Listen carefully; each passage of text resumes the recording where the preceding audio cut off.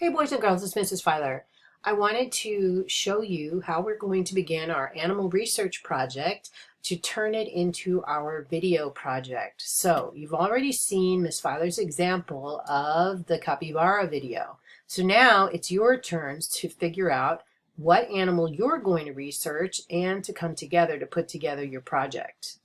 Okay, so the first thing, since you've already been divided into groups of 4, the person whose birthday makes them the oldest will go into the classroom folder and will share their project to their other group members. So when you click on the share button, it's going to ask you, as soon as it loads up, it will ask you, who do you want to share the project with? And at that point, the members of your group will each type in their student.dodea emails right here.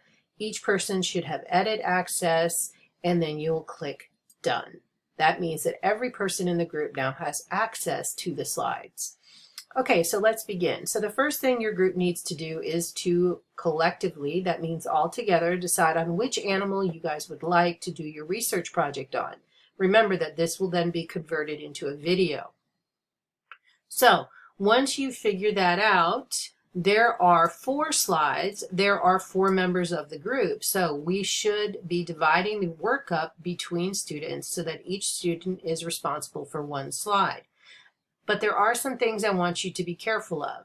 Okay, so the first thing, you all should decide what animal, and then you're going to find a picture of that animal. So if I go back over here to the capybara animal one, you'll notice that this facial picture of the capybara is the same on each page. So once you figure out which one you want to use, you're going to want to use the same picture on each.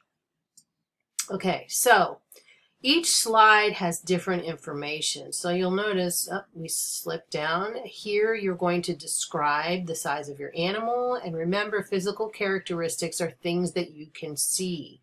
How high is your animal? What color is it? You want to describe what kind of hair or skin it has.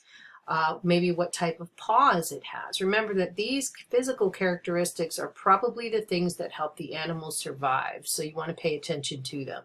Now, once you describe the size of your animal here and then give your other 4 physical characteristics, let's come back here. I just want to show you, don't worry about this call out because we can move where the call out is. So you guys want to find a good picture that showcases your animal so that you can see the mouth. All right, and then we can click and drag this. So don't worry about this for right now. Just make sure you get a great picture and really good information, which is even more important. Okay, slide 2. This is going to talk about the habitat. Remember, your habitat is you can have a desert habitat, you can have an ocean habitat, a forest habitat, rainforest, Arctic. Basically, where does your animal live? All right, again, same picture will be over here. And once you tell me about where your animal lives, for instance, the capybara lives in South America, it lives in the rainforest, okay? Now over here, you can find a map.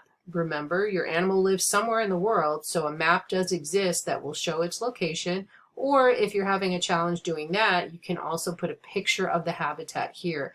Just remember, we need an actual location about where we can find this animal.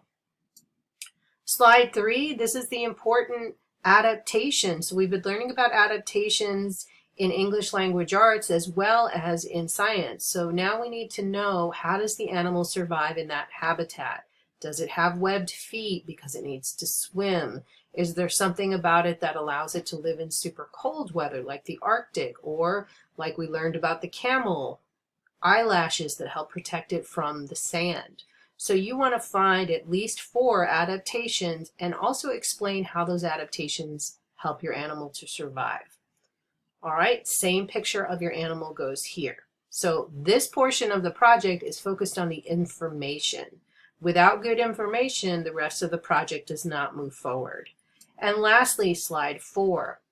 You probably found something else that might not fit on slides 1, 2, or 3.